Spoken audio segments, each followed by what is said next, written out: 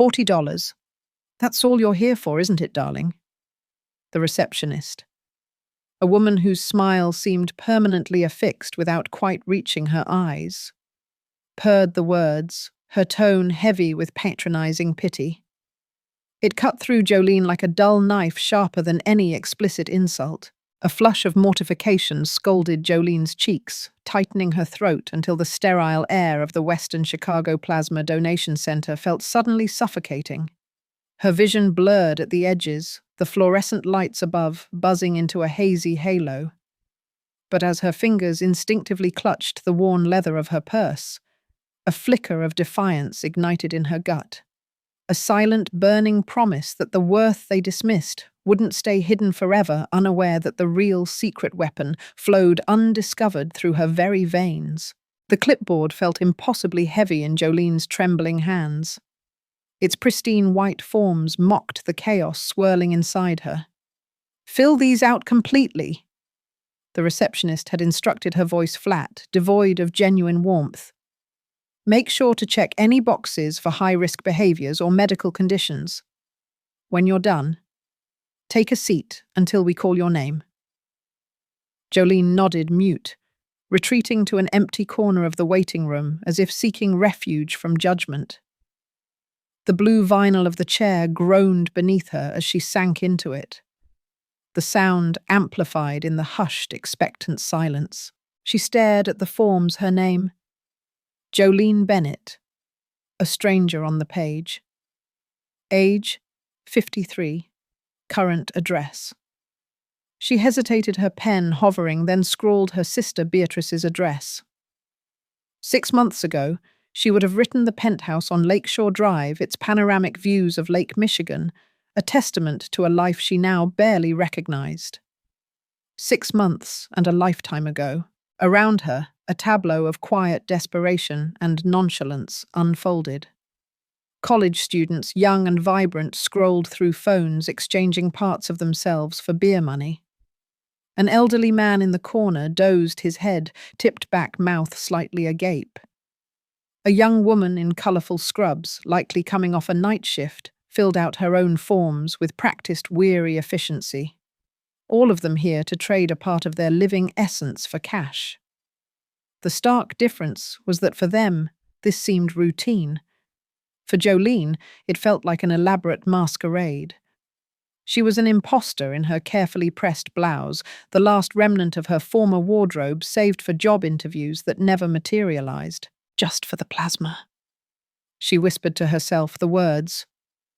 A desperate prayer. Her thumb clicking her pen repeatedly, the sound a nervous tick. Just $40 for Celeste's medication. Her daughter Celeste's asthma had flared badly since they lost their health insurance. The inhaler cost $60, and Jolene had exactly $22.47 in her checking account. She'd spent the morning calling every pharmacy in the city, searching for the lowest price, but there was no way around it. Celeste needed her medication, and Jolene was out of options. She filled out the medical questionnaire with meticulous honesty. No recent tattoos, no travel to malaria-endemic countries in the past 6 months. A first in decades, she used to coordinate events around the globe. No history of drug use, no. Had she recently been in prison? No. Have you ever fainted during a medical procedure? She checked no, though a part of her considered checking yes, just to have someone attend to her a bit more carefully. She hadn't eaten since yesterday's lunch, a peanut butter sandwich at Beatrice's kitchen table, while her sister was at work, the lowest moment of a day, filled with low moments. Jolene Bennett, the voice belonging to the young woman in colourful scrubs, jolted her. Eleanor Vance, her name tag read. She stood in the doorway, clipboard in hand, a kind, open face that immediately put Jolene slightly at ease. Jolene gathered her purse and followed Eleanor through to a small screening room, equipped with a blood pressure cuff and a scale. First-time donor, Eleanor asked, gesturing for Jolene to sit. "Is it that obvious?" Jolene attempted a smile, a brittle curve of her lips. "We remember our regulars." Eleanor said, gently wrapping the cuff around Jolene's arm. I'm Eleanor. I'll be handling your intake and initial screening today. Eleanor looked to be in her late 20s, radiating a warm, gentle efficiency as she took Jolene's vitals. When she wrapped a tourniquet around Jolene's arm to check her veins, she let out an appreciative whistle. You have amazing veins for donation, she said, her smile genuine. This is going to be super easy.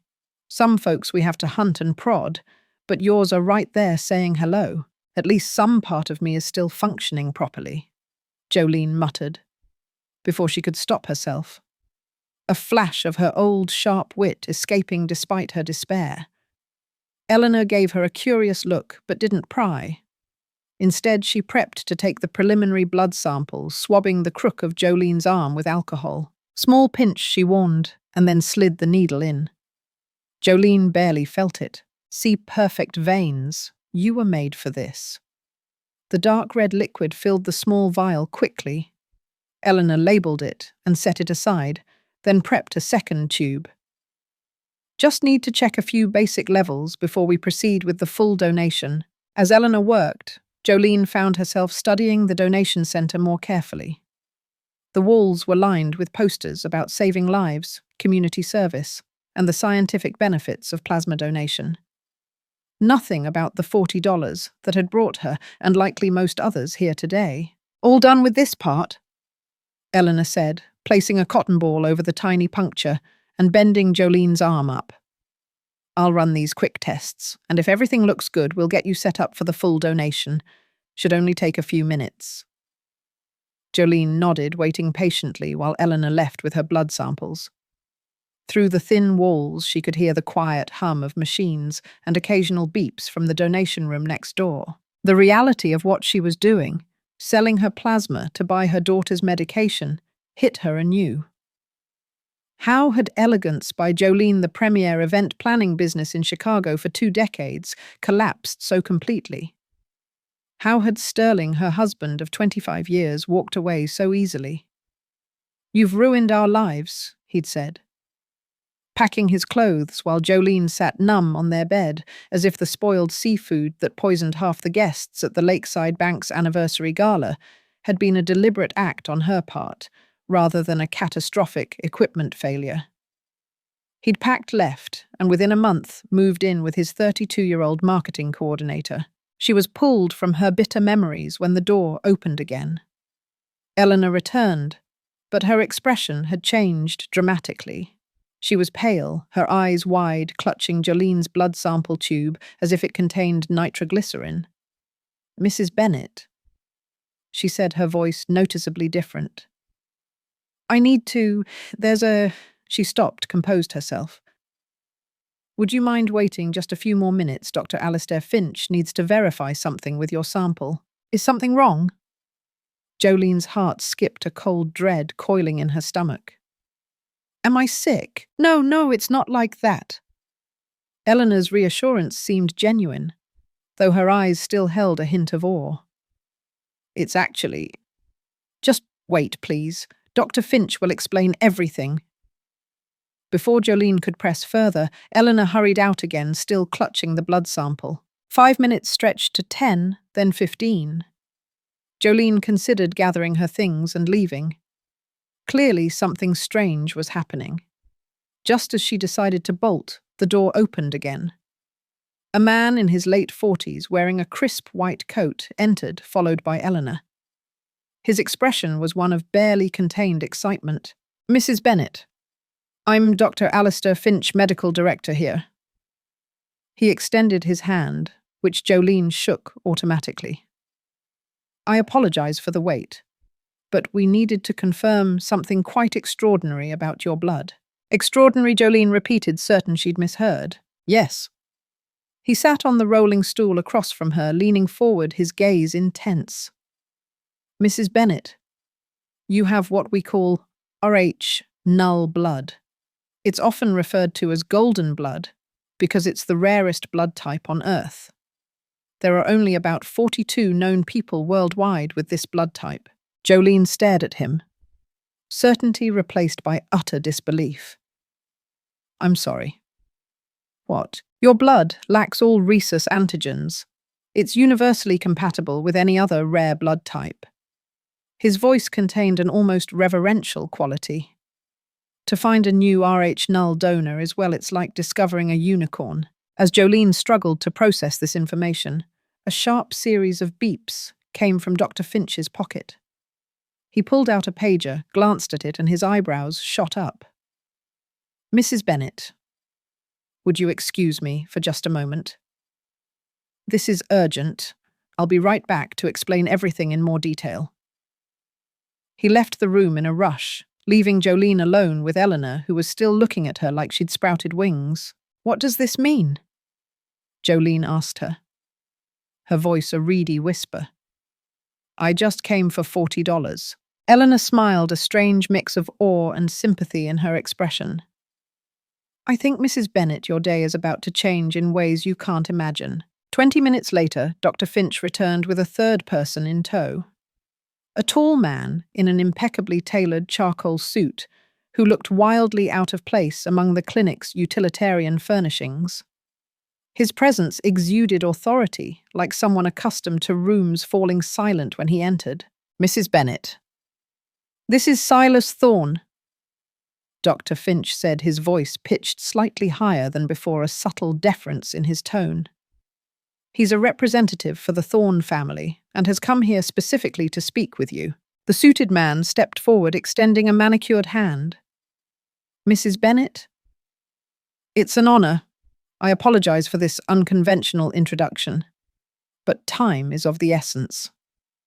Jolene shook his hand automatically, feeling increasingly disoriented.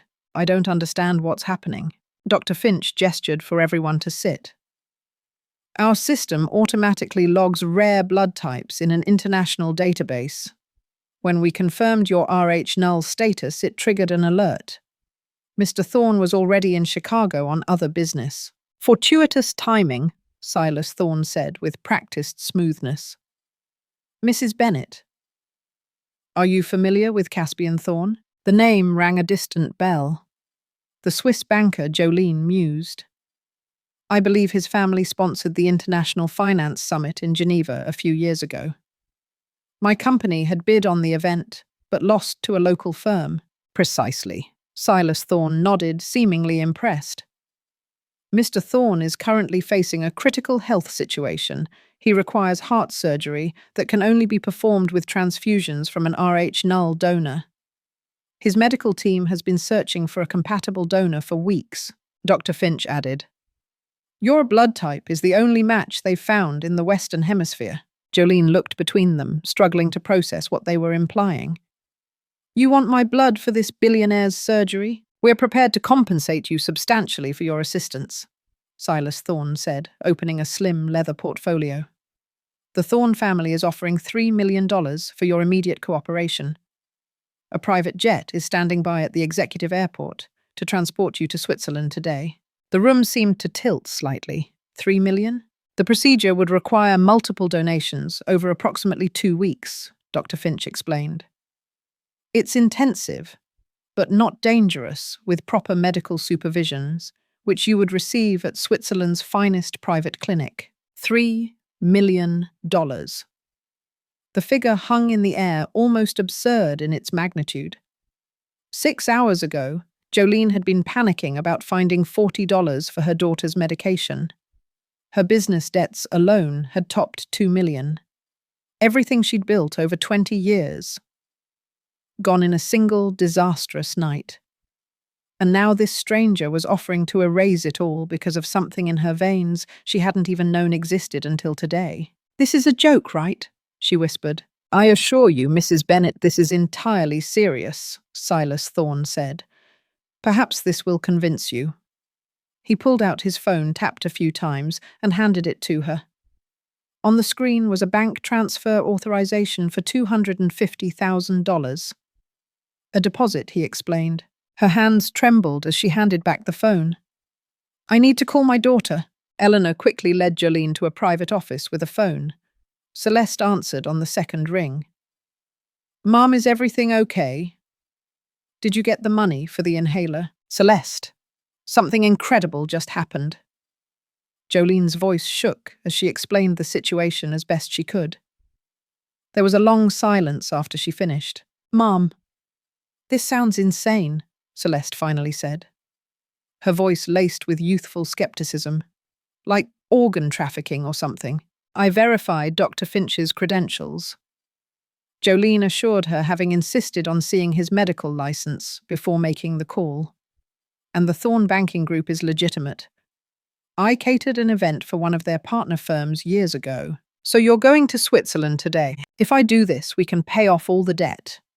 You can go back to school. We can start over." Another pause. What's the alternative? Jolene considered this. If she walked away, she'd still be homeless, unemployed, and desperate for $40. Her daughter would still be working retail instead of finishing her architecture degree. "I don't think there is an alternative, honey." "Then go," Celeste said firmly. "But promise you'll stay in constant contact and have everything in writing before you agree." After hanging up, Jolene requested time to review the contract Silas Thorne had produced.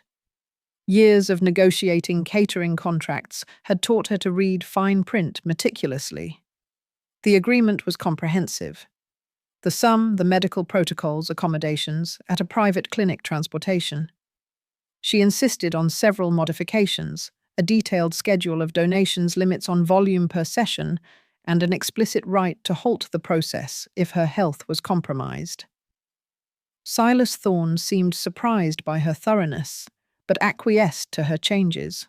"You're more astute than I anticipated, Mrs. Bennet. Until recently, I ran a multi-million-dollar company," Jolene replied evenly, her spine straightening with a flicker of her old confidence. "This may be unusual business, but it's still business."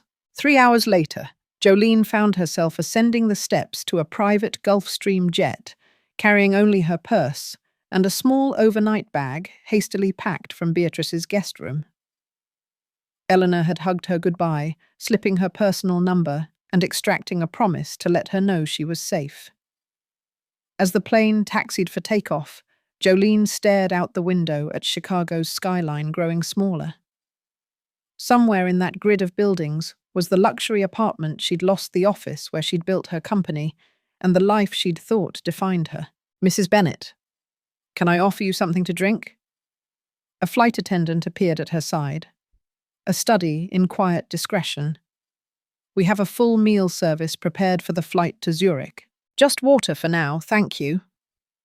Her stomach was too knotted to consider food.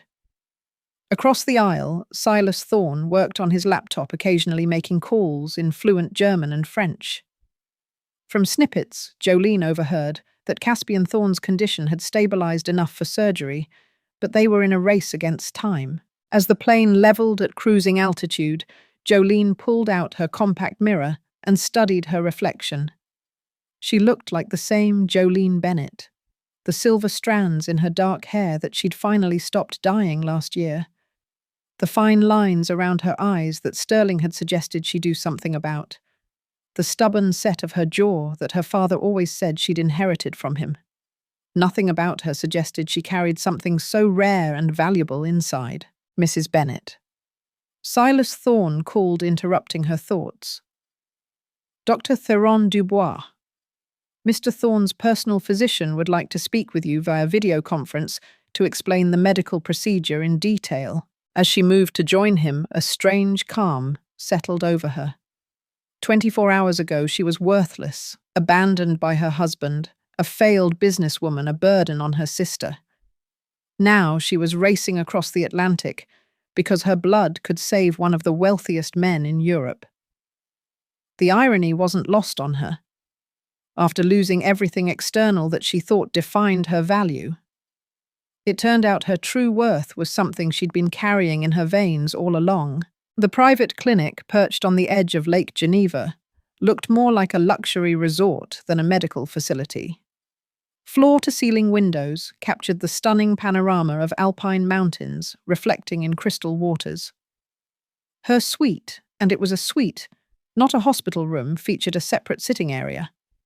A marble bathroom, larger than Beatrice's entire guest room, and a private balcony with a view that would have cost thousands per night in her former life. She'd barely settled in when a soft knock announced the arrival of her medical team.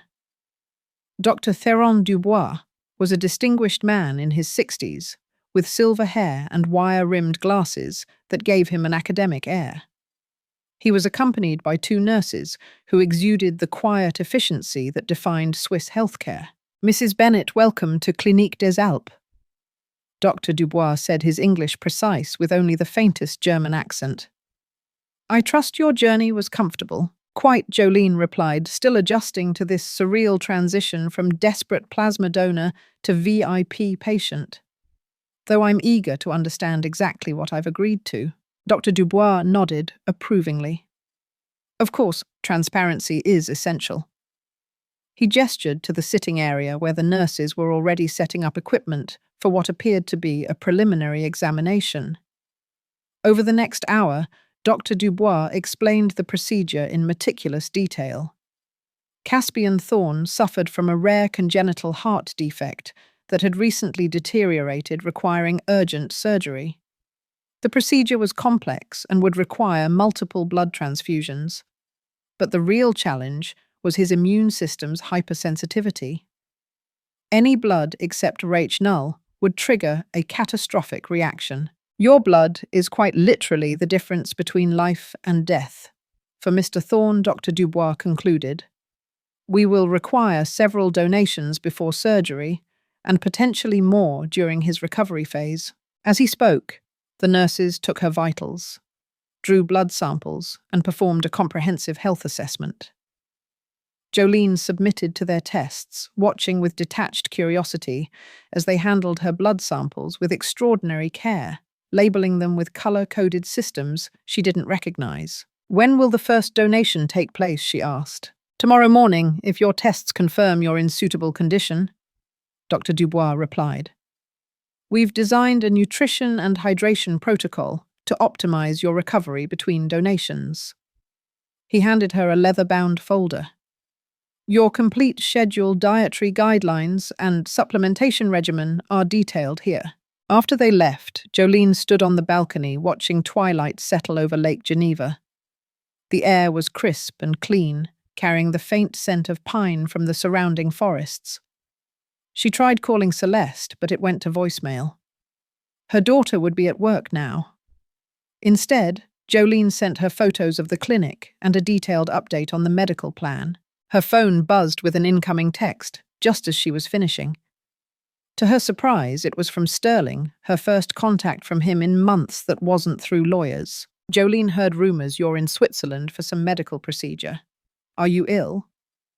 Should I be concerned?" The message was so perfectly Sterling phrased as concern, but undoubtedly motivated by self-interest. Had news about her rare blood condition already leaked to the press, or had he somehow tracked her sudden international travel? She typed and deleted several responses before settling on, "Not ill. Taking care of business. No need for concern." His reply came immediately. "We should talk when you return. I've been doing some thinking about our situation." Jolene laughed out loud, the sound echoing across the empty suite. "I bet you have," she muttered, leaving him on red. The man who told her she'd ruined their lives, who emptied their joint accounts before she even knew what was happening, who moved in with his 32-year-old marketing coordinator while she was still reeling from the collapse of her business. That man suddenly wanted to talk, now that she might have access to millions. A knock interrupted her bitter reminiscence. When she opened the door, she found Silas Thorne holding a garment bag. "Mrs. Bennet, I hope I'm not disturbing you," he said. "Mr. Thorne has requested your presence at dinner if you're feeling up to it." "Mr. Thorne is here?" she asked, surprised. "I assumed he'd be in intensive care." "He's in the private wing," Silas Thorne explained.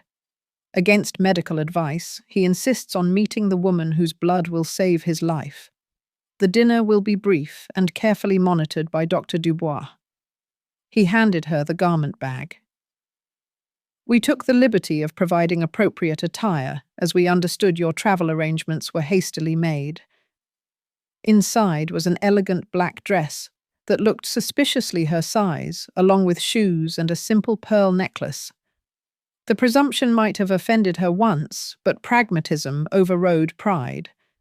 She hadn't packed anything suitable for dining with a billionaire. 90 minutes later, Jolene was escorted to a private dining room where Caspian Thorne awaited. Her first impression was of a man whose physical frailty contrasted sharply with his commanding presence. Tall and gaunt, with deep-set eyes that evaluated her with unsettling intensity, he rose slowly as she entered, leaning slightly on an ornate walking stick carved from dark, polished wood. "Mrs. Bennet?" he said, his voice surprisingly strong, though carrying a faint tremor. "Please, join me." He gestured to the chair across from him at a small table elegantly set for two. A nurse stood discreetly in the corner, monitoring his vital signs remotely on a tablet. "Mr. Thorne." Jolene acknowledged, taking the offered seat. "I must admit this isn't how I expected my day to unfold when I woke this morning." A ghost of a smile touched his lips. "Nor did I anticipate meeting the woman whose veins hold the key to my survival." He poured water from a crystal carafe, its facets catching the candlelight. "Tell me what circumstances led you to that donation center in Chicago today?" The directness of his question caught her off guard. "I needed $40 for my daughter's asthma medication." He raised an eyebrow. $40? That seems a remarkably small sum to drive someone of your apparent quality to sell their plasma. Jolene bristled slightly at his assumption, even if it was accurate. 6 months ago, I owned a successful event planning business, a penthouse on Lakeshore Drive, and thought I had a solid marriage. Life can change quickly, Mr. Thorne. Indeed it can. He agreed, studying her with renewed interest as servers silently appeared with their first course. What happened? Perhaps it was the surreality of the situation or simple exhaustion. But Jolene found herself telling him the unvarnished truth about the catastrophic equipment failure that poisoned half the guests at the Lakeside Bank Gala. The lawsuits that followed the supplier who declared bankruptcy, leaving her liable, and finally Sterling's abandonment when their assets evaporated. "So this morning I needed $40 I didn't have." Jolene concluded, realizing she'd barely touched her food during this recounting. "And now I'm dining in Switzerland with a man prepared to pay millions for my blood. Life is nothing if not unpredictable." Caspian Thorne listened without interruption, his expression inscrutable. When Jolene finished, he was quiet for a moment before responding. "Do you know what I find most interesting about your story, Mrs. Bennet?" he asked, finally his gaze piercing. "What's that? You've lost everything external. Your business, your home, your husband. Yet you still carry within you something of extraordinary value that no one can take away." He gestured toward her arm where the tiny mark from this morning's blood test was barely visible. "There's a profound metaphor there, don't you think?" Their eyes met across the table, and in that moment, Jolene felt seen in a way she hadn't in years, perhaps even during her marriage. This stranger, this billionaire fighting for his life, had distilled her situation to its essence in a way that both disarmed and disturbed her. "I suppose there is," she agreed quietly, though she'd trade metaphorical profundity for her daughter's college tuition in a heartbeat. He laughed, then a genuine sound that seemed to surprise even him before a slight grimace crossed his features. The nurse immediately stepped forward, but he waved her away. "I believe we'll get along well, Mrs. Bennet," he said, composing himself. "And I suspect our arrangement may benefit us both in ways neither of us yet understands." The first donation took place the following morning in a state-of-the-art room that resembled a spa more than a medical facility. Jolene reclined on a heated leather chair as Dr. Dubois' team prepared their equipment with choreographed precision. The process was similar to standard blood donation, but with significantly more monitoring equipment and 2 nurses attending to her at all times. "We'll be taking 1 unit today," Dr. Dubois explained, checking the catheter in her arm. Your comfort and safety are our priority, Mrs. Bennet. If you experience any discomfort, please alert us immediately."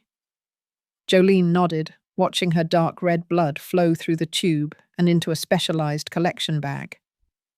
The rich crimson liquid that had been worthless to her yesterday was now being handled like liquid gold. "What makes my blood so special?" she asked, genuinely curious. "I understand it's rare, but what exactly is different about it?" Dr. Dubois adjusted his glasses, seemingly pleased by her interest. "Most people have rhesus antigens, protein markers, on their red blood cells. You have none. Your blood lacks all 61 possible rhesus antigens, making it compatible with any blood type in emergency situations. More importantly for Mr. Thorne's case, your blood won't trigger the severe immune response that would occur with standard transfusions. And no one in his family is a match. Blood type isn't simply inherited like eye color," he explained. "Rh null is caused by a specific genetic mutation. The odds of finding it in his family were negligible." The donation took less than 15 minutes, but Dr. Dubois insisted Jolene remain for observation for 2 hours afterward. A chef delivered a gourmet meal rich in iron and proteins, along with fresh pressed juice and mineral supplements. The level of care was extraordinary, a stark contrast to the assembly line approach she'd expected at the Chicago Donation Center. When she returned to her suite, she found a small gift box waiting on the coffee table with a handwritten note from Caspian Thorne. "A token of appreciation for today's contribution, the first of many, I hope. C.T." Inside was a delicate platinum bracelet with a single ruby charm, simple but elegant and undoubtedly expensive.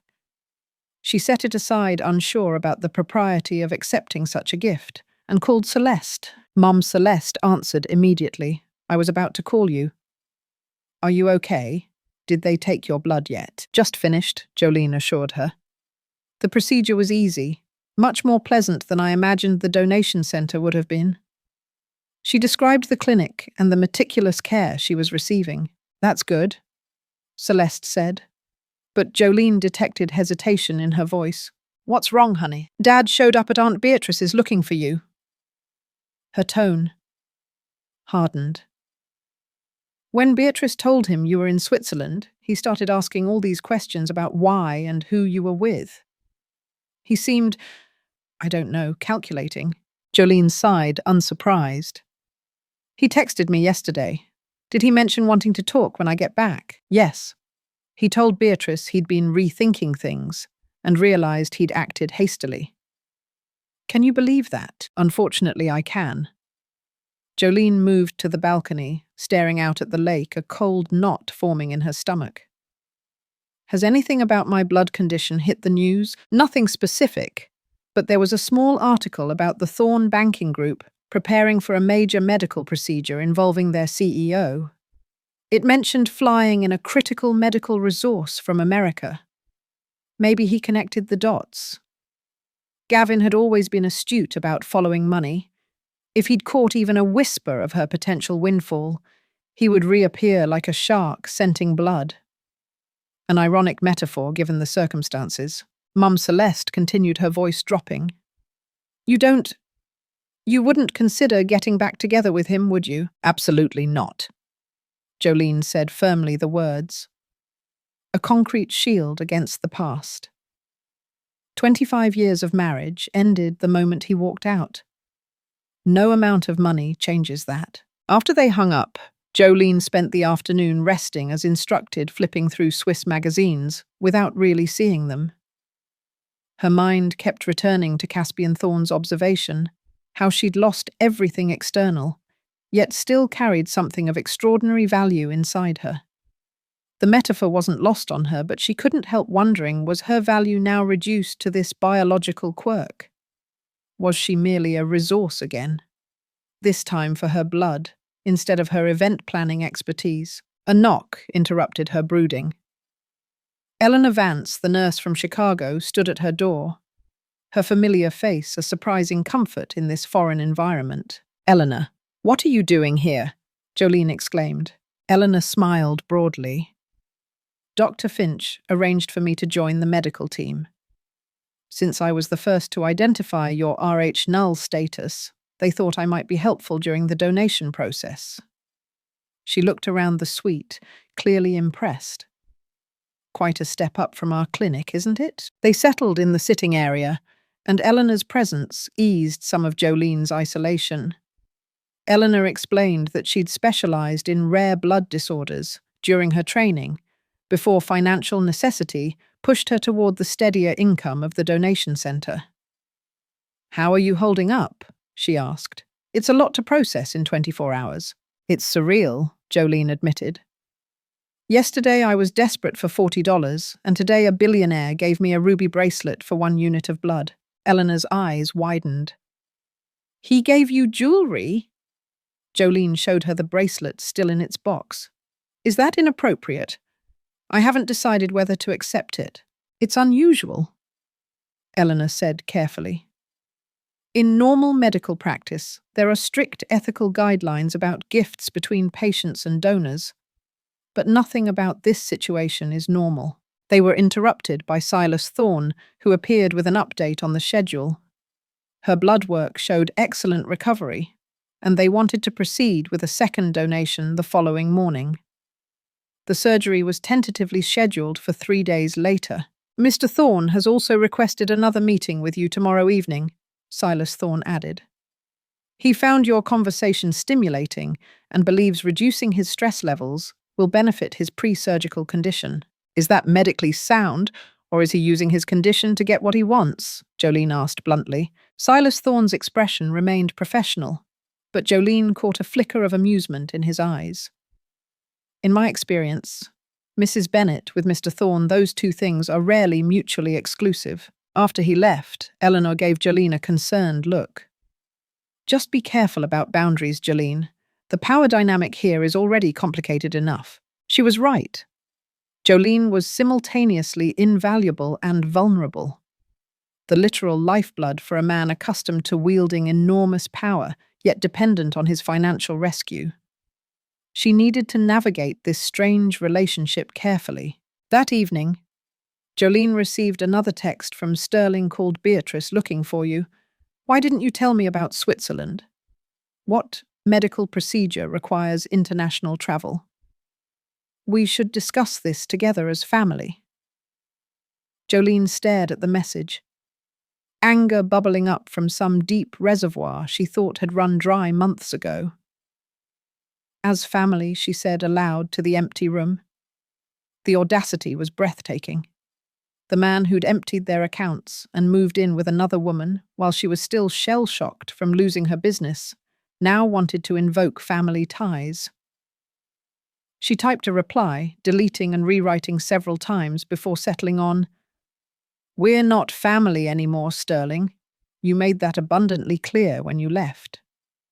My medical decisions are no longer your concern." His response came immediately. "Don't be hasty, Jolene. People make mistakes. I've been thinking a lot about us lately." "I bet you have," she muttered, setting her phone aside without responding. She moved to the window, watching lights twinkle along the shoreline of Lake Geneva. Tomorrow they would take more of her blood. This substance that had suddenly transformed her from worthless to priceless in the eyes of the world. But its value had always been there unrecognized, flowing through her veins every day of her life. The realization brought an unexpected sense of peace. Whatever happened with Caspian Thorne, whatever Sterling was plotting, whatever the future held, Jolene carried her true worth within her and always had. By the third day, the clinic staff had settled into a routine around Jolene's presence. The morning nurses greeted her by name. The chef prepared her post-donation meals according to her preferences, and even Silas Thorne had softened his formal demeanor slightly. Jolene had donated 2 units of blood with a third scheduled for tomorrow, and her body was holding up well thanks to the meticulous care she was receiving. What she hadn't expected was Caspian Thorne's continued interest in her company. After their initial dinner, he'd requested another meeting and then another. Each conversation revealed more layers to this complex man, who held such power in the financial world, yet now found himself utterly dependent on a stranger's and biological quirk. "You didn't have to accept, you know," he remarked during their third meeting, a lunch in the clinic's private garden. Despite his frail appearance, he insisted on being outdoors whenever possible. "You could have named your price. Demanded 10,020,000. In my position, I would have paid it." Jolene considered this as she sipped her mineral water. "Perhaps that's why you're a banker and I ran an event company. Different instincts indeed." His piercing gaze studied her. "Though I suspect it's more than that. You accepted quickly, but you negotiated terms carefully. Medical safety protocols, schedule limitations, clear boundaries. You wanted fair compensation, not exploitation. That speaks to character." Jolene shrugged, uncomfortable with his analysis. Or perhaps just business sense. "My company may have failed, but I learned a few things in 20 years. Tell me about it," he said, surprising her. "Your company. What made it special before the incident?" No one had asked her about elegance by Jolene since its collapse. People either avoided the topic entirely or spoke of it in hushed, pitying tones. But Caspian's question held genuine curiosity. So Jolene found herself describing the business she'd built, from a one-woman operation in her apartment to a staff of 47 with corporate clients across the Midwest. "Our signature was personalization," she explained, a flicker of pride igniting in her voice despite herself. "We never used templates. Every event was built from the ground up, based on the client's vision and needs. We were known for solving impossible problems. The mayor once called us the Navy SEALs of event planning. If something seemed logistically impossible, we were the ones they called."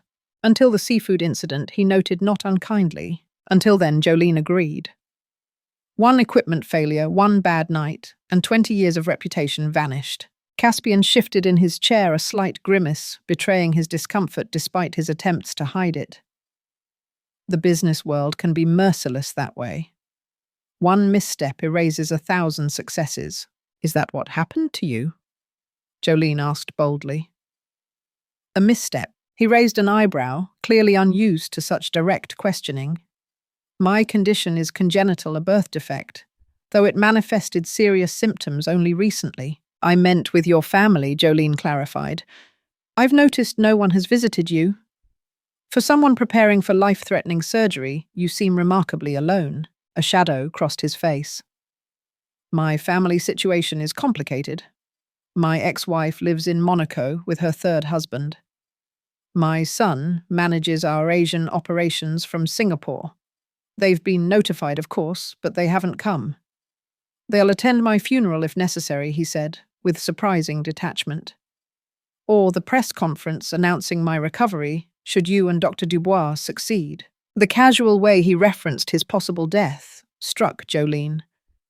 "Doesn't that bother you? Being alone at a time like this?" He gestured around them at the private clinic. "I'm hardly alone. I have a full medical team staff attending to my every need, and now you, my golden-blooded savior. That's not the same as family." "Perhaps not." He examined her with renewed interest. "Yet you're hardly surrounded by loved ones yourself, Mrs. Bennet. Your daughter remains in Chicago, and from what you've mentioned of your sister, your relationship seems strained at best." The observation stung because it was accurate. Jolene changed the subject. "Is there anything you want to do before the surgery? Anywhere you'd like to go while you still can?" He seemed amused by the question. "You sound as though you're offering to fulfill a dying man's last wish." "I'm offering a distraction," Jolene corrected. "Sitting here counting down to surgery can't be good for your stress levels." To her surprise, he considered the suggestion seriously. "There is a small art gallery in the old town. They're exhibiting a collection I've been interested in seeing." "Then we should go," Jolene said impulsively. "If Dr. Dubois approves, of course." That afternoon, after considerable negotiation with the medical team, they set out for the gallery in Caspian's private limousine. A nurse accompanied them discreetly, monitoring his vitals via a small device he wore beneath his immaculate suit. The gallery had been closed to the public for their visit, another reminder of the power this man wielded even from his sickbed. The exhibition featured contemporary European artists exploring themes of transience and permanence, a subject that struck Jolene as almost too on the nose given their circumstances. Caspian moved slowly through the space, occasionally pausing to examine a piece more closely. Jolene noticed he was particularly drawn to the more provocative works, those that challenged conventional aesthetics or presented uncomfortable juxtapositions. "What do you see in this one?" he asked, stopping before a large canvas that appeared to Jolene's untrained eye as chaotic splashes of red against a dark background. "Honestly, it looks like a bloodbath," Jolene said without thinking. To her relief, he laughed, a genuine sound that momentarily transformed his austere features. "Precisely why I appreciate your company, Mrs. Bennet. No artificial analysis, no pretense." "Jolene," she said suddenly, "if we're going to be bound by blood literally, you might as well use my first name." "Jolene," he repeated as if testing the sound. "And I am Caspian."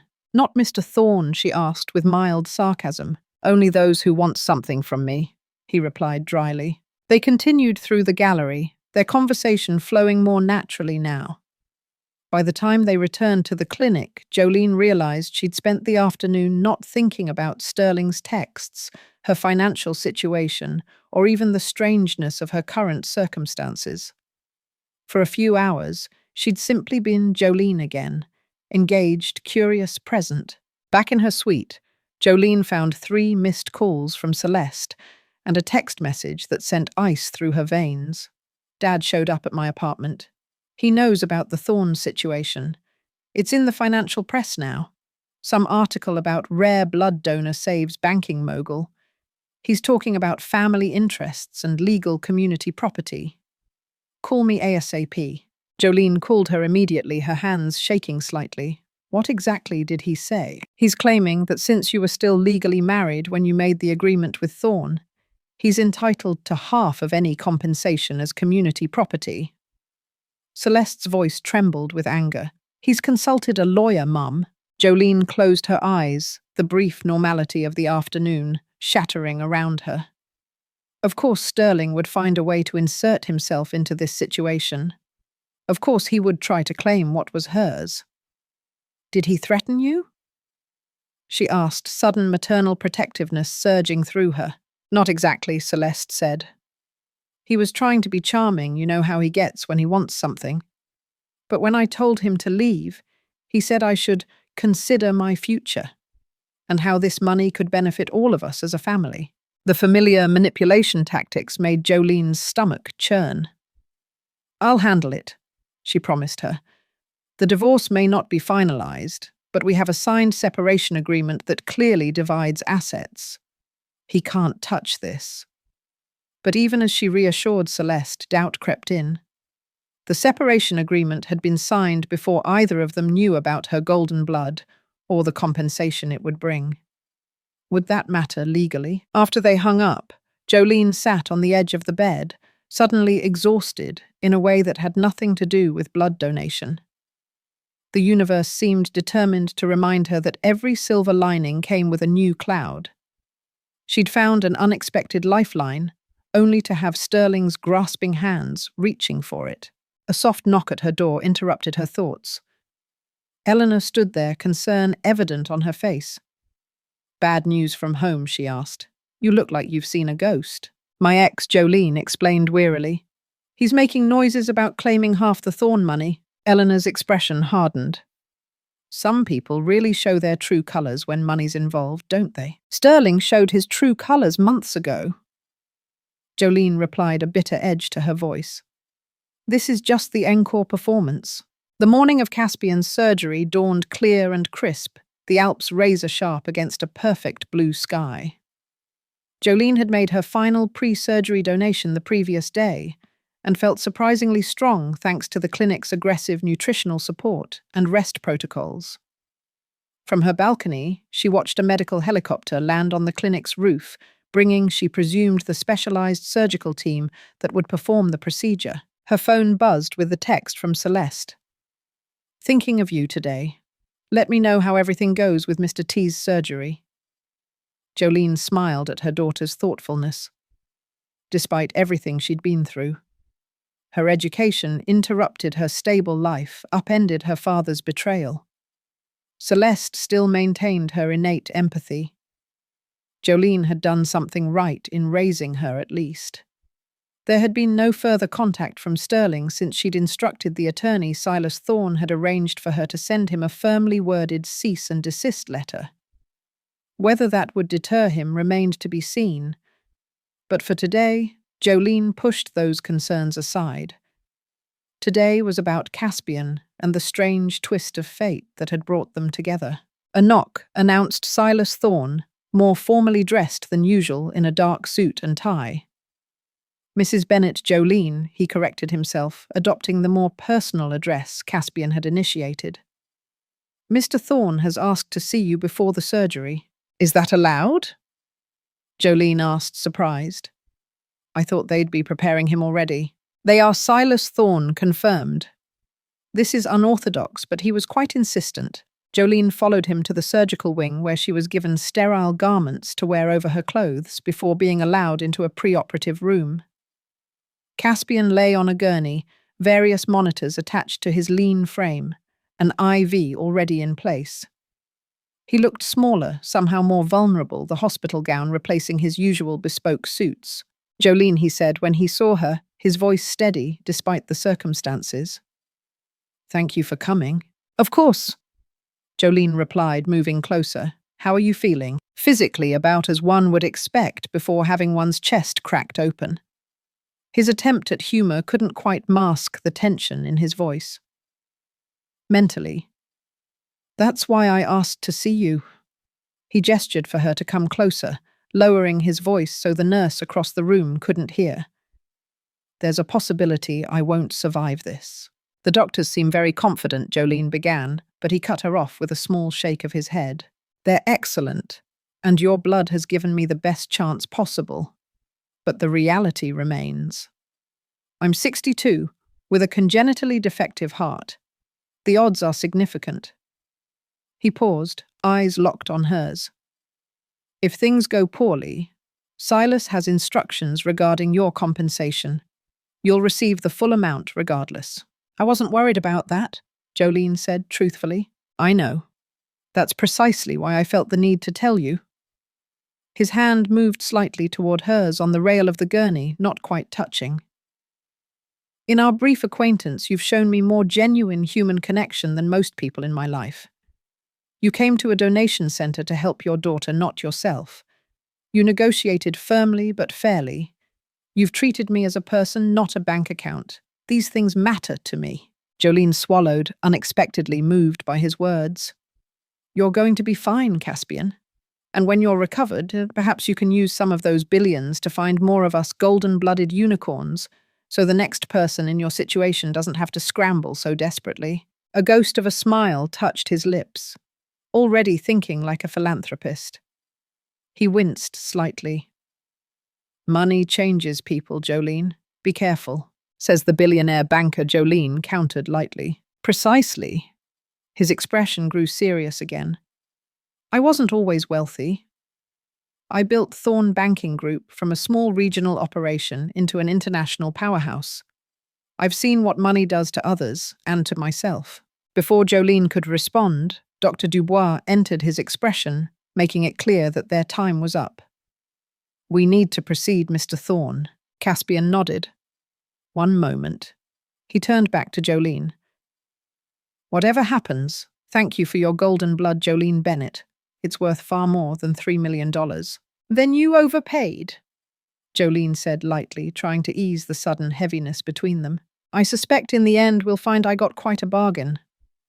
With that enigmatic statement, he nodded to Dr. Dubois, indicating he was ready. Jolene was escorted back to her suite, where Eleanor was waiting with a light breakfast and strict instructions for her to rest. "The surgery will take at least 8 hours," Eleanor informed her.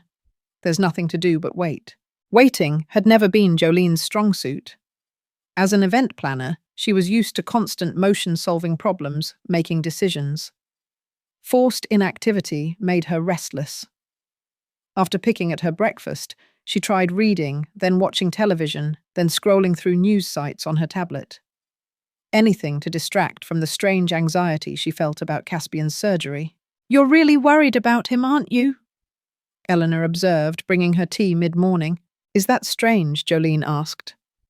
"A week ago I'd never heard of him. Now I'm pacing about like a concerned friend. It's not strange. You've literally given your blood to save his life. That creates a connection." "It's more than that," Jolene admitted. "We've talked a lot these past days. He's not what I expected." Eleanor gave her a knowing look. "Thorne's reputation in financial circles is pretty cutthroat. The Alpine Shark, some call him. I can see that side of him," Jolene acknowledged. "But there's more. Underneath all that power and control, he's just human facing his mortality alone, like you were when your husband left and your business collapsed," Eleanor observed quietly. The parallel hadn't escaped Jolene. Perhaps that explained the unexpected rapport between them. Two people accustomed to control, suddenly confronted with their own powerlessness. Around noon, Silas Thorne appeared with lunch and a brief update. The surgery was proceeding as expected, with no complications thus far. He seemed surprised by Jolene's evident concern. "You've developed quite an interest in Mr. Thorne's welfare," he noted. "Shouldn't I be interested in the outcome of a surgery that requires my rare blood type?" Jolene deflected. Silas Thorne studied her thoughtfully. "In my 15 years working with Caspian Thorne, I've rarely seen him connect with anyone the way he has with you.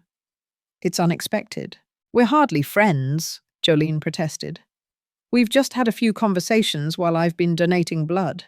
"Mr. Thorne doesn't just have conversations," Silas Thorne replied, his voice devoid of judgment. "Every interaction has a purpose." His words unsettled Jolene, suggesting an agenda behind Caspian's apparent openness. Was she being naive? Had their discussions been strategic rather than genuine? Her phone chimed with a notification, mercifully interrupting this uncomfortable line of thought. It was an email from her divorce attorney. "Sterling's lawyer has formally requested disclosure of the Thorne agreement as part of divorce discovery. We need to discuss strategy ASAP." A fresh wave of frustration washed over her. Even here, thousands of miles away, Sterling's grasping influence reached her. Jolene forwarded the email to the attorney Silas Thorne had arranged to handle the Thorne agreement, asking for her opinion on the divorce implications. The rest of the day passed in excruciating slowness. Jolene fielded a call from Beatrice, who seemed torn between concern and resentment over her sudden change in fortune. She spoke with Celeste again, reassuring her about her health, while carefully avoiding details about Caspian that might find their way back to Sterling. At 7 that evening, Dr. Dubois finally appeared at her door, still in his surgical scrub's exhaustion, evident in the lines of his face. "The surgery is complete," he announced. "Mr. Thorne has survived the procedure. And his prognosis?" Jolene asked, her heart pounding unexpectedly hard. "The next 48 hours are critical," Dr. Dubois said cautiously. "But we achieved everything we hoped to surgically. Your blood performed exactly as we needed it to. Without it..." He left the sentence unfinished, but his meaning was clear. Jolene sank into a chair, surprising herself with the intensity of her relief.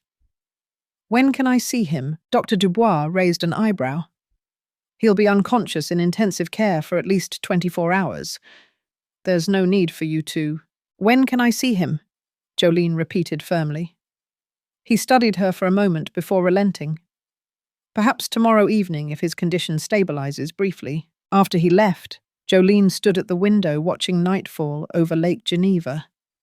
The lights of the city glittering like earthbound stars. Caspian had survived the surgery.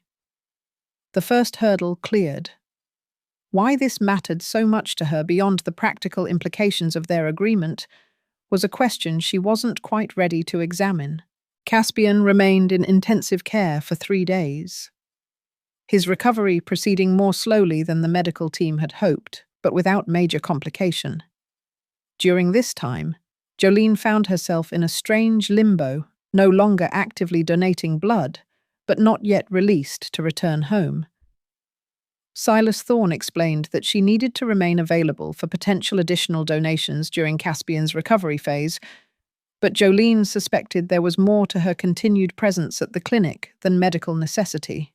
On the fourth day, post-surgery, she was finally permitted to visit Caspian. He was awake, but heavily medicated, his usual sharp alertness dulled by painkillers and fatigue. Various tubes and monitors connected him to machines that beeped and hummed, tracking his vital functions with clinical precision. "Jolene," he said when he saw her, his voice a rasp of its usual resonance. "You're still here. Where else would I be?" Jolene replied, taking the chair beside his bed.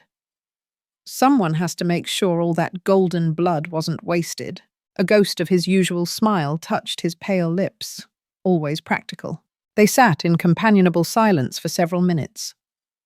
The beeping monitors, a strange counterpoint to the unspoken current between them. Finally he spoke again, each word clearly requiring effort. "I had a dream during surgery. You were there." "Was I planning an event?" Jolene asked lightly. "No." His gaze, though clouded by medication, held hers.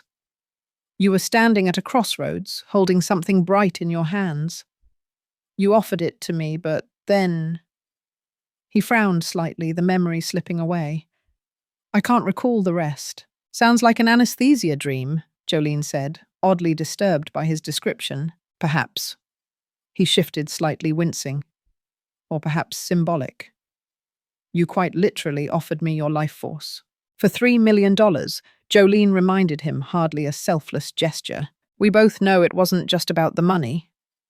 His eyes drifted closed, fatigue overtaking him. Jolene sat with him until he fell asleep, troubled by his words. He was right, of course. Somewhere along this strange journey, the transaction had become something more complex than a simple exchange of blood for money. She'd begun to care about this man, his recovery, his future, his solitary existence despite his vast wealth. It was unexpected and slightly alarming. As Jolene left the ICU, she nearly collided with a tall, impeccably dressed Asian man who shared Caspian's sharp features and penetrating gaze, though softened by youth. "Mrs. Bennet, I presume," he said, extending his hand. "Darius Thorne, Caspian's son." Jolene shook his hand, noting his firm grip and assessing gaze. "You've come from Singapore, as soon as I could arrange it." A flicker of something, defensiveness perhaps, crossed his face. "Contrary to whatever my father may have implied, his family does care about his welfare." "He said very little about his family," Jolene replied diplomatically. Darius's expression suggested he didn't believe her, but he let it pass. "The doctors tell me your blood saved his life. Our family owes you a debt of gratitude beyond the financial compensation." There was something rehearsed about his gratitude that reminded Jolene of Sterling at his most professionally charming. She wondered how much this young man, who had clearly inherited his father's business acumen, if not his warmth, knew about her arrangement with Caspian. "I should let you visit your father," Jolene said, stepping aside. "Actually, Mrs. Bennet, I was hoping we might speak privately first." He gestured toward the waiting area. "There are some aspects of your arrangement with my father I'd like to discuss." Warning bells rang in Jolene's mind. Any discussions about my agreement should include Silas Thorne and the attorneys who drafted it. "Of course," he said smoothly. "I simply thought a preliminary conversation might be beneficial. My father, while brilliant in business, can sometimes be impulsive when his health is concerned." "Your father struck me as quite methodical," Jolene countered, "and I found Silas Thorne to be extremely thorough." Darius's polite smile tightened slightly. "Mrs. Bennet, my concern is simple. My father has developed a personal interest in you that extends beyond the medical necessity of your blood type. This could complicate matters when he's thinking more clearly. The implication was clear. He believed Jolene was somehow manipulating Caspian during his vulnerability. The suggestion stung more than it should have. Mr. Thorne, I have no designs on your father or his fortune beyond our existing agreement. Jolene met his gaze directly. I came here to donate blood and be fairly compensated for it. Any personal connection that developed was initiated by Caspian, not me. I meant no offense. He backpedaled, though his eyes remained cool and assessing. I'm simply looking out for family interests during a difficult time. I understand completely, Jolene replied, thinking of Sterling's sudden, renewed interest in family once money entered the equation. Now, if you'll excuse me, I'm due for a follow-up examination. That evening, Eleanor found Jolene on her balcony, staring out at the mountains as twilight painted them in shades of purple and gold. She handed Jolene a glass of wine, a small luxury, now that her donations were complete. You seem troubled, Eleanor observed. Is it Caspian's condition? Partly, Jolene admitted, and a rather tense conversation with his son. Ah, the prodigal son arrives. Eleanor leaned against the railing. He's been here less than a day, and already the staff is talking about him. Very demanding, very corporate. He thinks I'm taking advantage of his father's vulnerability. Jolene said the words, bitter on her tongue. Are you? Eleanor asked bluntly. Jolene turned to her, surprised. Of course not. Then why does it bother you what Darius Thorne thinks? Eleanor sipped her wine. Unless you care more about Caspian than you're admitting. The question hung in the air between them, uncomfortably precise. Did Jolene care about Caspian Thorne? The wealthy, powerful banker who had swept into her life on the back of a biological coincidence, the man whose blood money would resurrect her financial life, the patient whose recovery she found herself invested in beyond any practical consideration. It's complicated, Jolene finally said. Life usually is. Eleanor smiled sympathetically. Look, whatever is happening between you and Caspian or not happening, it's nobody's business but yours, not his son's, not Silas Thorne's, not even mine. There's nothing happening, Jolene insisted. Perhaps too quickly. We've just connected somehow. Found common ground despite our very different circumstances, if you say so. Eleanor's tone made it clear she wasn't entirely convinced.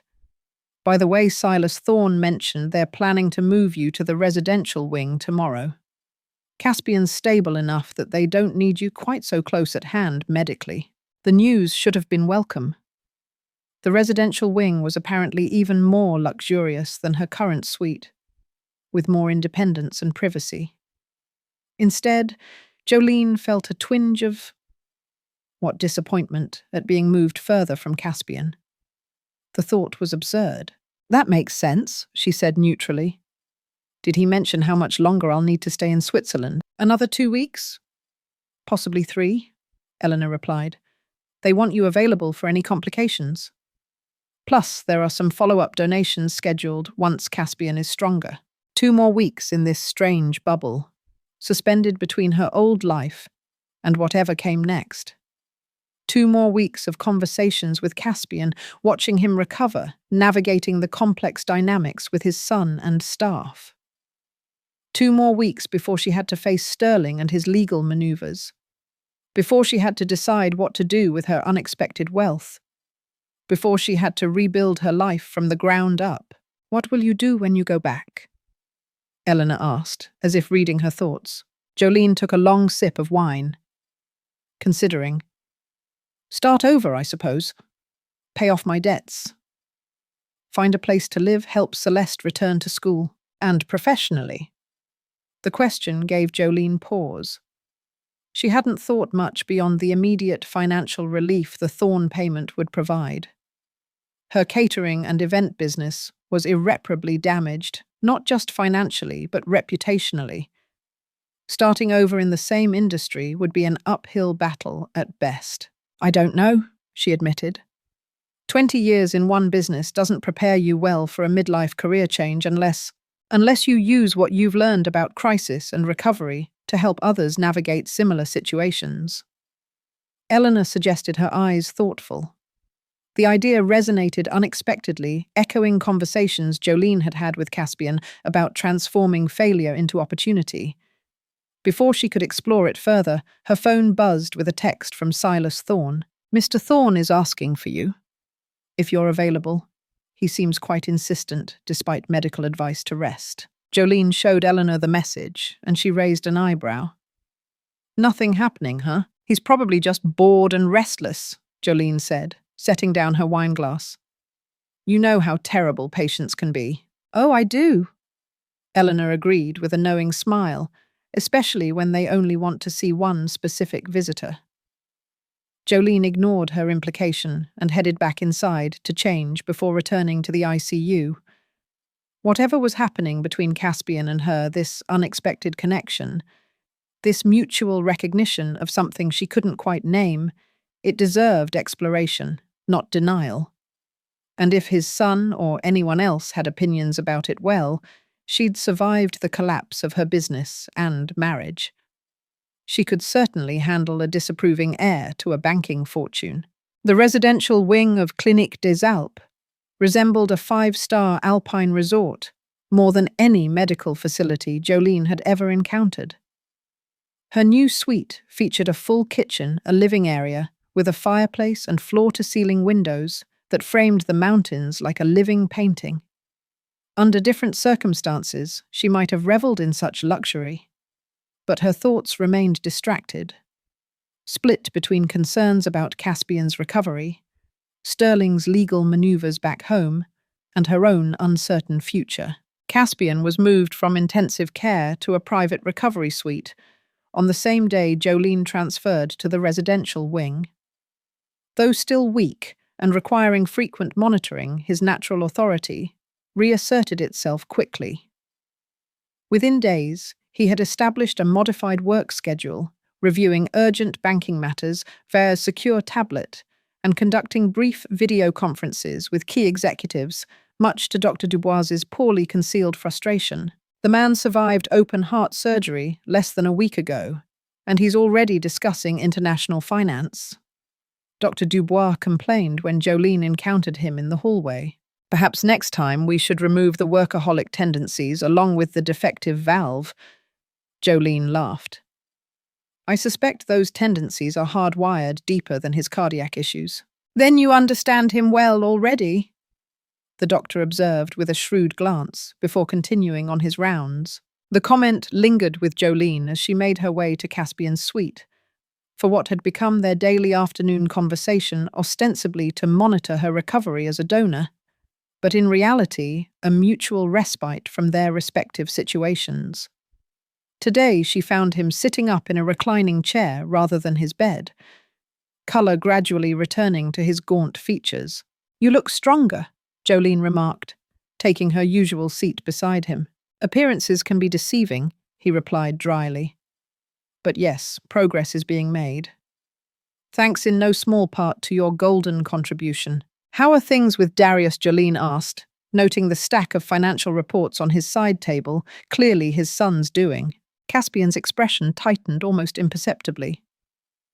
"Darius is being Darius, efficiently managing the family business, while simultaneously reminding me of my mortality and his readiness to assume control. He seems concerned about your welfare," Jolene offered diplomatically. "And about my relationship with you," Caspian added bluntly.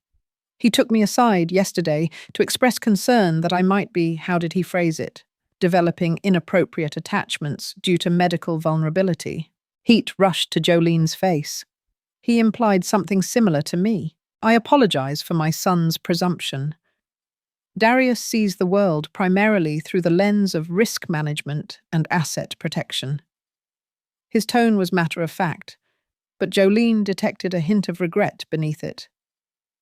"A trait he inherited from me, I'm afraid." "You seem to have developed other perspectives," Jolene observed. "Nothing clarifies one's priorities quite like facing death." He adjusted his position slightly, wincing at the movement. "Speaking of clarity, I've been thinking about your situation upon returning to Chicago." The abrupt change of subject caught Jolene off guard. My situation, your ex-husband's legal maneuvering, your professional future, your daughter's education. He gestured to a folder on his table. I've taken the liberty of having Silas Thorne research some options. Jolene stiffened. I don't recall asking for assistance beyond our original agreement. Caspian studied her, his gaze sharp despite his weakened state. You're offended? I'm surprised Jolene corrected, though he wasn't entirely wrong. I'm capable of managing my own affairs. Of course you are. But why struggle unnecessarily when I have resources that might prove useful? He pushed the folder toward her. Consider it repayment of a debt that extends beyond our financial arrangement. Jolene hesitated, torn between pride and practicality. Finally, curiosity won out, and she opened the folder. Inside were several documents.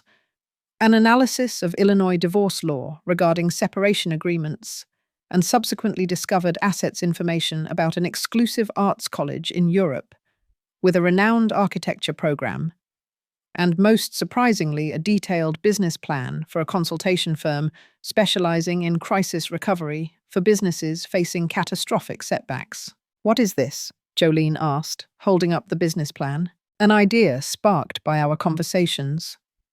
Caspian's expression remained neutral, but Jolene detected a hint of uncertainty in his eyes. You have a unique perspective, someone who built a successful business, experienced a catastrophic failure, and is now rebuilding. That knowledge is valuable. Jolene flipped through the meticulously prepared projections, market analysis, and potential client profiles.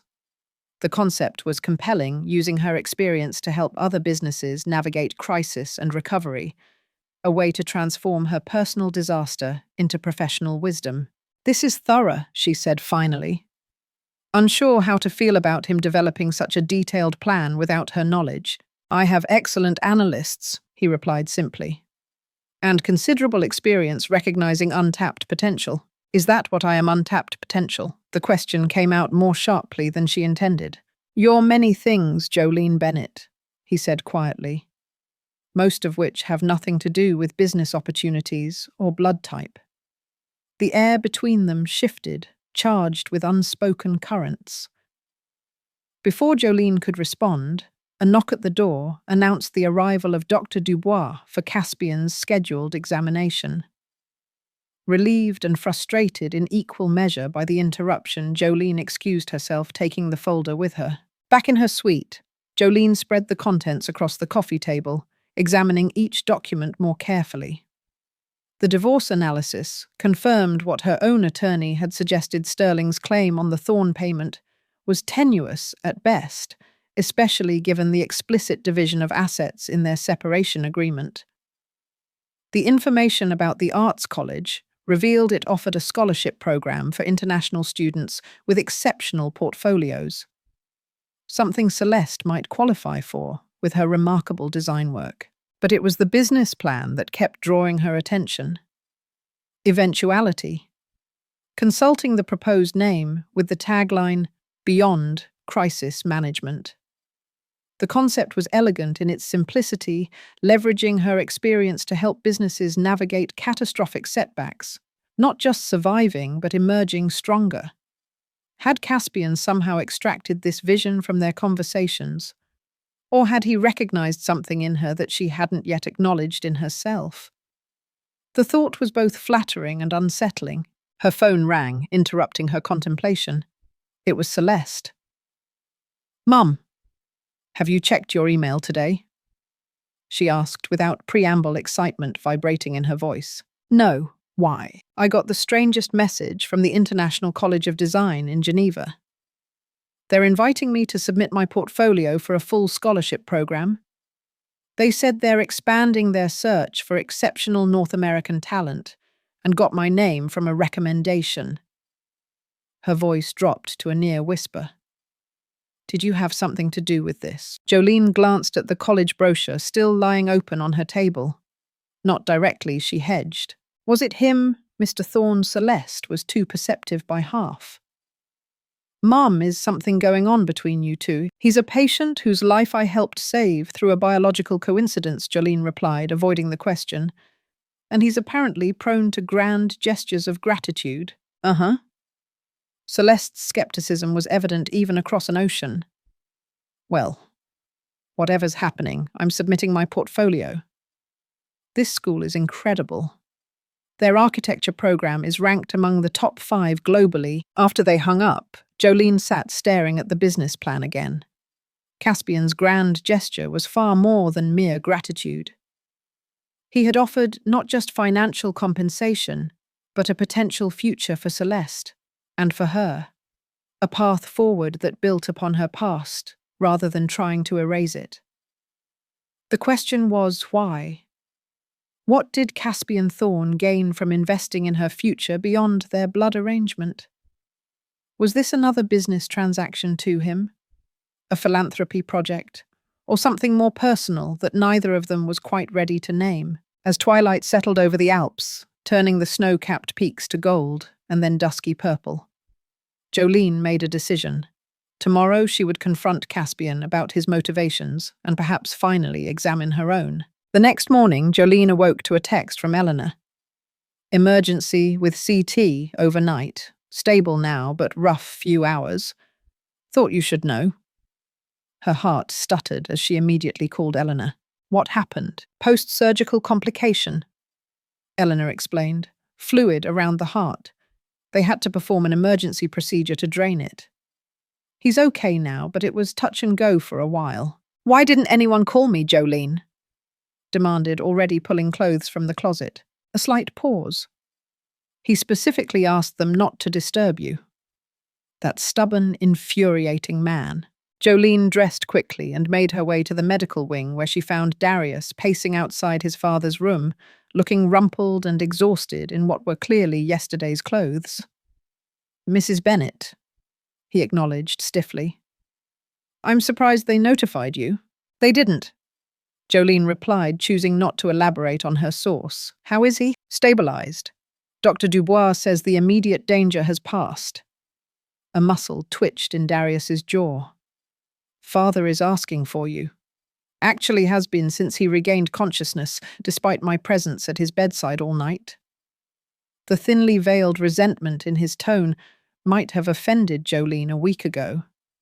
Now she simply felt sympathy for this young man watching his formidable father's mortality manifest so starkly while simultaneously feeling replaced in the sick room by a stranger. Your father values you greatly, Jolene said, softening her tone.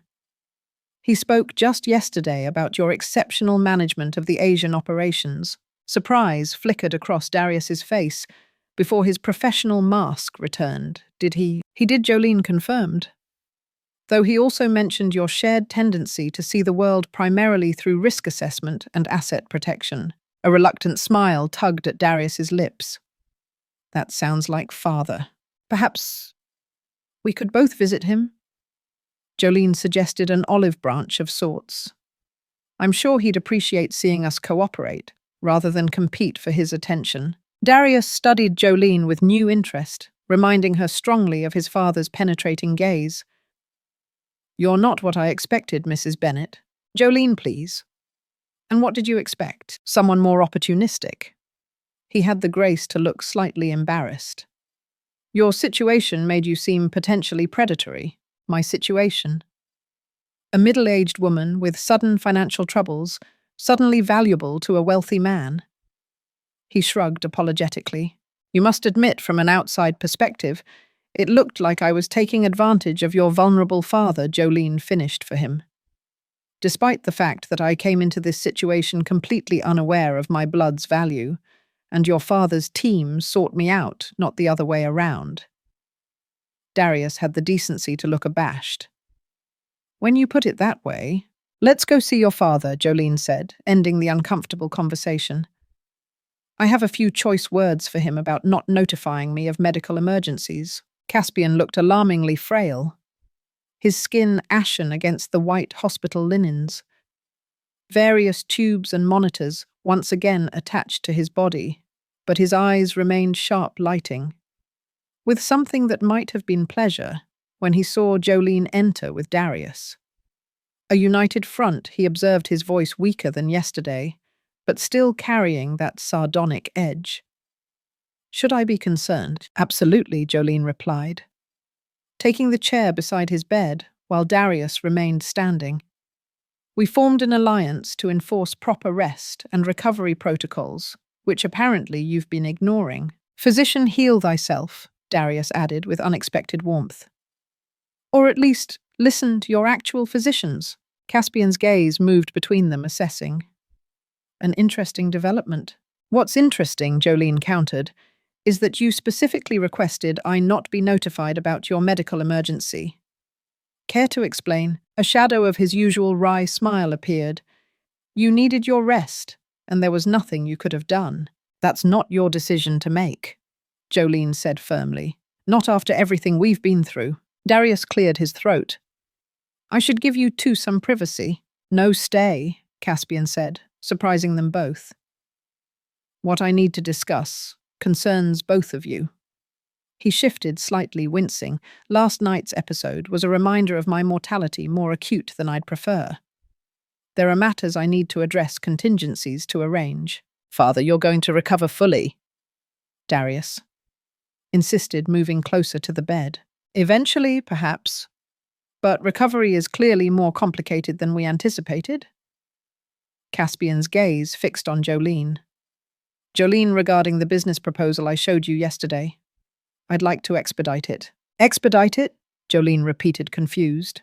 Thorn Banking Group has numerous clients who have faced catastrophic setbacks, financial, reputational, operational. Your experience could be invaluable to them. He glanced at Darius. I've allocated initial funding for Eventuality Consulting as a subsidiary venture with Darius, overseeing the financial structure while you develop the methodology and client approach. Darius blinked in surprise. This is the first I'm hearing of this, Father, because I've only just decided. Caspian's tone brooked no argument despite his weakened state. Jolene's perspective on failure and recovery is unique. Combined with our financial resources and client relationships, it represents a significant opportunity. Jolene sat back, processing the implications. So you want me to work for Thorn Banking Group, with Caspian corrected as a partner in a new venture, one that benefits from our infrastructure, while maintaining its independent approach and expertise. He turned to Darius. The proposal documents are in my private safe. Silas Thorn knows the combination. Darius hesitated, clearly torn between professional curiosity about this new business direction and concern about his father's health. We should discuss this when you're stronger. We're discussing it now, Caspian said with a flash of his usual authority, because I may not have the luxury of perfect timing. The blunt acknowledgement of his mortality silenced them both momentarily. Finally, Jolene leaned forward, meeting his gaze directly. Why are you doing this, Caspian? The truth. His eyes, sunken with exhaustion, but still piercingly intelligent, held hers. Because some debts can't be paid with money alone. Because talent shouldn't be wasted due to circumstance. Because you rebuilt me with your blood, and I would offer the same opportunity for rebuilding in return. The raw honesty in his voice struck Jolene deeply. This wasn't merely a business proposition or philanthropic gesture. It was something more personal, a recognition of shared experience despite their vastly different circumstances. Darius, watching this exchange with evident fascination, cleared his throat. I'll retrieve those documents and give them a proper review. If you're serious about this venture, Father, it deserves thorough diligence. After he left, silence settled between Caspian and Jolene. Finally, he spoke again, his voice quieter. You haven't answered, Jolene. Would you consider it, did you? Jolene studied him, this complex man, who had upended her life as completely as her blood had transformed his. I'm not certain I'm ready to build something new from the ashes of my old life, especially something so closely tied to you and your family. Because of my son's suspicions, or your own, both perhaps. Jolene hesitated, then decided on complete honesty. I'm not entirely sure what's happening between us, Caspian. Whatever it is, it complicates a business relationship. His expression softened almost imperceptibly. Yes, it does. And yet you're proposing one anyway. I'm providing an opportunity. What you build with it professionally or otherwise remains your choice. He shifted again, a grimace of pain crossing his features. Last night, when they were rushing me back to surgery, I had a moment of perfect clarity. Do you know what I regretted most in that moment? Jolene shook her head. Not the business deals I've missed, or the wealth I've accumulated, or even the relationships I've neglected. What I regretted was the possibility of not seeing what you would do next, how you would rebuild your life with or without the resources I could offer. A ghost of a smile touched his lips. It was a strangely specific regret for a man facing potential death. The admission hung in the air between them, weighted with implications neither of them seemed ready to fully articulate. Before Jolene could respond, Dr. Dubois entered with a team of nurses for Caspian's examination. "We'll need privacy, Mrs. Bennet," he said apologetically. Jolene rose, unexpectedly reluctant to leave. "I'll think about your proposal," she told Caspian. He replied simply. "But don't overthink it. You have excellent instincts, Jolene. Trust them." As she walked back to her suite, his words echoed in her mind. Trust my instincts. The same instincts that had led her to build a successful business only to watch it collapse. The same instincts that had kept her in a marriage with Sterling far longer than she should have. The same instincts that now pulled her toward a complex entanglement with a billionaire banker whose blood literally contained her own. Yet beneath the doubt and confusion, a small voice of certainty whispered, whatever was happening with Caspian Thorne. Whatever came next, it represented the first genuine path forward she'd glimpsed since her world collapsed 6 months ago. Not a return to what was lost, but something entirely new. Something built on the unexpected foundation of two broken people, finding value in each other beyond biology or finance. Trust my instincts. Perhaps it was finally time to try. 3 weeks after Caspian's surgery, Jolene stood at the window of her Chicago apartment. Not the penthouse she'd lost, but a comfortable 2-bedroom overlooking the lake in a quieter neighborhood. The first portion of the Thorne payment had arrived shortly after they returned from Switzerland, enough to clear her most pressing debts and secure this modest but pleasant new beginning. The apartment was sparsely furnished. She'd started fresh rather than trying to reclaim pieces of her former life. The walls remained mostly bare, waiting for new memories to fill them rather than echoing past glories. Only her desk held remnants of before a small crystal award from the Chamber of Commerce recognizing elegance by Jolene's contribution to the city's hospitality industry, and a framed photo of Celeste from her high school graduation. Her phone chimed with a message from Celeste herself. "Apartment hunting in Geneva tomorrow. Can't believe I got the scholarship. Call you after to show you the options." Jolene smiled, her heart swelling with pride. The International College of Design had not only accepted Celeste's portfolio, but awarded her their prestigious Global Innovator Scholarship, a genuine recognition of her talent. Regardless of Caspian's initial connection, her daughter was rebuilding her future on her own terms, just as Jolene was attempting to do with hers. The eventuality. Consulting proposals sat open on her dining table, surrounded by notes market research and potential client profiles she'd been reviewing. After weeks of consideration and numerous video calls with Darius and the Thorne legal team, Jolene decided to move forward with the venture with several key modifications to maintain her independence. Instead of a Thorne subsidiary eventuality, would be her own company with Thorne Banking Group as a minority investor and strategic partner. She would control the methodology and client approach while benefiting from their financial resources and networks. The arrangement preserved her autonomy while acknowledging the practical advantages of their support. Her phone rang. Not Celeste, but Silas Thorne. Jolene. He greeted her, his tone warmer than during their first meeting. Their shared experiences in Switzerland had transformed him from Caspian's formal representative to something approaching a colleague. I've just received the signed partnership agreements from our legal department. Everything is proceeding as scheduled.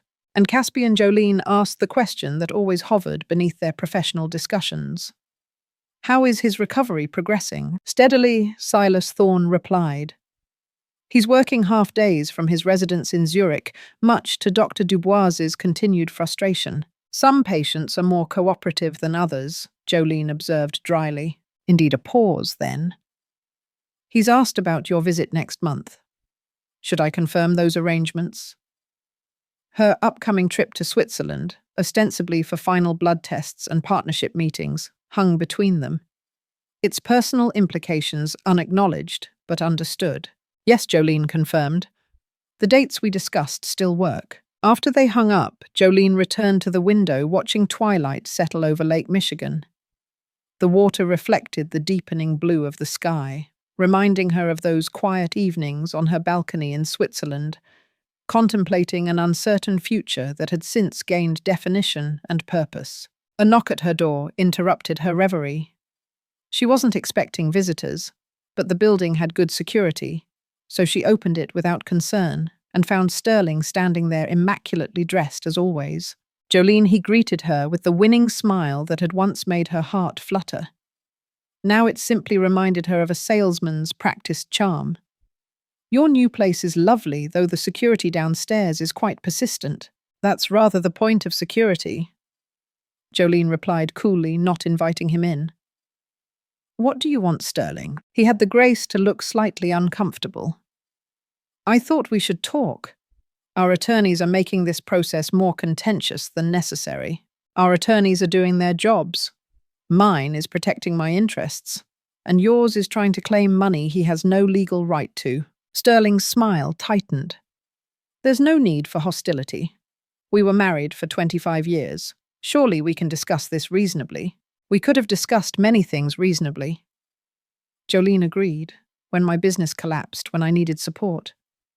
When our daughter had to leave college, you chose to walk away instead. I made a mistake, he admitted with practiced contrition.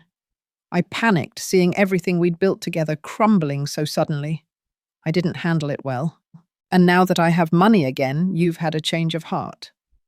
How convenient. His expression hardened slightly. That's unfair, Jolene. I've had months to reflect on my actions. Coincidentally, the same months during which news of my Golden Blood and Thorn connection appeared in the financial press. Jolene leaned against the doorframe, studying the man she'd once loved. Did you know Celeste received a prestigious scholarship to study in Europe? No thanks to you. I heard he said surprising her. Beatrice mentioned it when I called her last week. Of course, he'd maintained contact with her sister. Beatrice had always been slightly in awe of Sterling's polished charm. I'm proud of her, he continued. She's always been talented. Despite herself, Jolene softened slightly. Whatever Sterling's failings as a husband, he'd generally been a good father when present. Yes, she has. Taking advantage of the momentary thaw, he pressed further. Could I come in just for a few minutes? I have a proposal that might resolve our situation amicably. Against her better judgment, Jolene stepped aside, allowing him into her new space. He surveyed the apartment with barely concealed assessment, no doubt calculating its value compared to their former penthouse. I see you've started fresh, he commented, noting the minimal furnishings. In more ways than one. Jolene gestured to the couch, but remained standing herself. What's your proposal? Sterling sat, crossing his legs casually as if they were discussing dinner plans rather than divorce terms. I'm prepared to drop all claims to the Thorn compensation in exchange for a one-time settlement. A clean break, no further legal entanglements. How generous, Jolene replied, not bothering to hide her sarcasm. And how much would this clean break cost me? He named a figure that, while substantial, was far less than his lawyers had been demanding. Under different circumstances, Jolene might have considered it simply to end the conflict. But something had fundamentally changed in her since that day at the donation center. No, she said simply. His confident expression faltered. No, your claim has no legal merit, Sterling. The separation agreement clearly divided our assets. The Thorn arrangement came months after you left when we were living completely separate lives. Our divorce isn't finalized because your attorneys have been deliberately delaying it. My blood, my arrangement, my compensation. Jolene interrupted, her voice clear and steady. You abandoned me when I had nothing. You don't get to return now that I have something. He stood, the charming facade cracking to reveal the calculation beneath. This new confidence doesn't suit you, Jolene. Caspian Thorn may have put stars in your eyes with his billions and business opportunities, but you're out of your depth.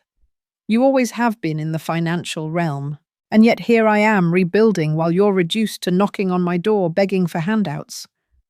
The words were harsh, but delivered calmly without the emotional turmoil such a confrontation would have triggered months ago. My attorneys will contact yours with our final position. This conversation is over. After showing him out, Jolene returned to the window, surprised by her own composure. 6 months ago, Sterling's abandonment had devastated her. Now his reappearance barely ruffled her equilibrium. Her phone rang again. Caspian this time, as if conjured by Sterling's accusations. Is this a bad time? He asked. When she answered, the connection crystal clear, despite the ocean between them. Actually, it's perfect timing, Jolene replied, settling into her reading chair. Sterling just left. Ah. A world of understanding in that single syllable. And how did that encounter go? Better than expected. For me, at least. Probably not for his ego. Caspian's soft chuckle warmed Jolene despite the distance. I wish I could have witnessed it. You're quite formidable when properly motivated, a quality we apparently share. Jolene observed. Silas Thorne says you're working half days against medical advice. Silas Thorne reports too thoroughly, he grumbled though, without real annoyance. How are the partnership arrangements proceeding? They discussed business for several minutes. The structure of eventuality consulting potential early clients' marketing approaches before drifting into more personal territory. Have you decided yet? He asked finally, the question she'd been expecting. Jolene gazed out at the darkening lake, considering her answer carefully. Caspian had presented her with a secondary proposal alongside the business venture, one far more personal in nature. After his recovery, he'd suggested spending 6 months in Chicago ostensibly to help launch Eventuality, but with the unspoken purpose of exploring whatever connection had developed between them. Yes, she said, having finally reached the decision during Sterling's visit. I think we should see what this is between us, without the extraordinary circumstances of hospitals and billion-dollar banking empires clouding the issue. And if it's nothing, he asked, a rare vulnerability in his voice, then we'll have a successful business partnership and an unusual friendship. With a remarkable origin story, Jolene replied. But I don't think it's nothing, Caspian. Neither do I. The simple admission carried more weight than flowery declarations might have. 1 month until your visit. I've scheduled the follow-up blood tests with Dr. Dubois for Monday morning, which leaves us the rest of the week for less medical interactions. They spoke for nearly an hour, more discussing everything from Celeste's apartment hunt in Geneva to Caspian's plans for gradually transferring more operational control to Darius. There was an ease to their conversation that belied the complexities of their situation. The age difference, the geographical distance, the vast disparity in their financial worlds. Even with Jolene's improved circumstances. After they hung up, Jolene moved to her desk and picked up the small vial she kept. There, a token Dr. Dubois had given her before she left Switzerland, containing a tiny sample of her golden blood, preserved in a clear resin pendant. In the lamplight, it glowed a deep, rich crimson, the physical embodiment of the extraordinary value she'd carried within her, all along unrecognized, until a moment of desperate need revealed it. She returned to the dining table and reached for a blank notebook. At the top of the first page, she wrote, Eventuality Beyond Crisis Management. Then below it, Chapter 1, The Value Within. Her story wasn't just about blood or money or even unexpected second chances. It was about discovering that true worth exists, independent of external validation or circumstance. A lesson she hoped to share with others, facing their own moments of collapse and reinvention. Outside, the Chicago skyline sparkled against the night sky. As beautiful from this new vantage point as it had been from her penthouse, just different like her life itself. Irrevocably changed, yet somehow more authentic than before. Not defined by what she'd lost, but by what she'd found within herself.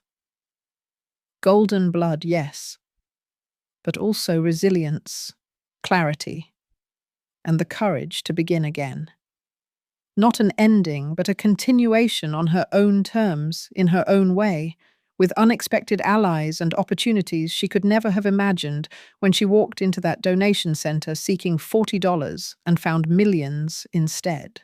Jolene's journey is a powerful testament to the enduring truth that our greatest assets are often unseen, residing not in possessions or titles, but in the depths of our spirit and the unique essence of who we are. When the external scaffolding of her life crumbled, her business, her marriage, her financial security, she was forced to confront an identity stripped bare. Yet in that vulnerability, she discovered an extraordinary literal value within her own biology, a golden blood that not only rescued her from despair, but opened doors to a future she could never have dreamed of. More profound than the millions, however, was the rediscovery of her own resilience, her acumen, and her capacity for genuine human connection. Her story reminds us that worth isn't bestowed by others or dictated by circumstance. It's an inherent quality, waiting to be recognized, nurtured, and ultimately shared. It teaches us that even in the face of betrayal and profound loss, a new beginning is always possible. One built not on reclaiming what was lost, but on embracing the authentic, powerful self that endures. If you saw yourself in Jolene's journey of unexpected self-discovery and triumphant rebuilding, subscribe for more stories of resilience and reinvention. May your own path be illuminated by the golden light of your intrinsic worth, leading you to peace and purpose.